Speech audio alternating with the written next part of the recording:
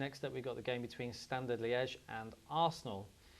Belgian football, not what it was, of course, Steve. They've been weak for 10, 15 years now. We're used to seeing Anderlecht and teams like that in the past have great runs in Europe and win trophies. Weak league domestically, but a team here who we've seen do pretty well in European games on a one-off basis recently against English teams as well. Yeah. You mentioned the game against Everton where Standard Liège gave them a tough game.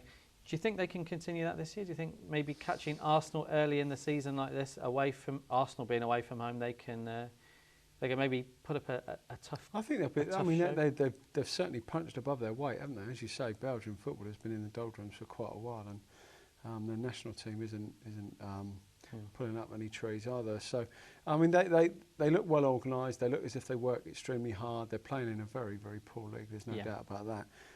And you know, whichever way you look at it, Arsenal at 4-7, are they real value in this game? You'd probably like a bit bigger than that, wouldn't you? You to would, back them away from home against. I mean, we're going to go for value, I know, in this bet, but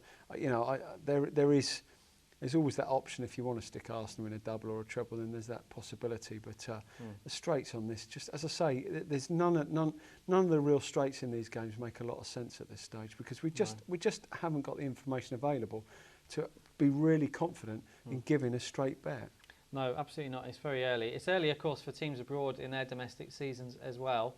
Standard Liège have begun the season in Belgium with 4 draws from their first 5 games. But if you do want more evidence that they can put up a decent performance against Arsenal, just cast your mind back to the games they played against Liverpool last year in the competition, when they forced a 0-0 draw at Anfield, taking the tie to extra time. The first game had been 0-0 as well.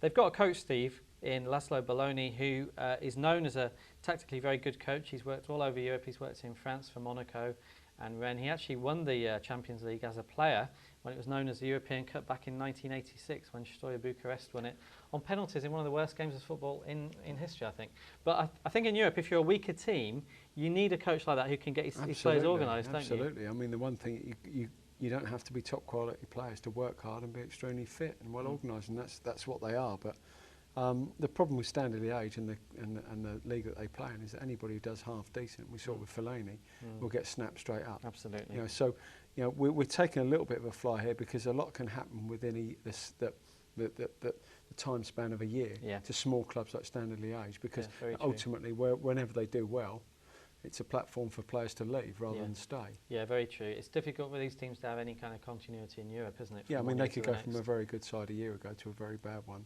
simply because they're going to lose a lot of players. So whether or not you keep replacing those players is debatable. Yeah, absolutely. Well, we're opposing Arsenal because of the price. 4-7 was too short for us, so we're going on the draw at 29-10. I think Standard Liège has certainly settled for that against Arsenal. The second bet is under 2.5 goals. We expect Belloni, the Standard Liège coach, to keep this as tight as he possibly can. Under 2.5 goals is available at 9-10.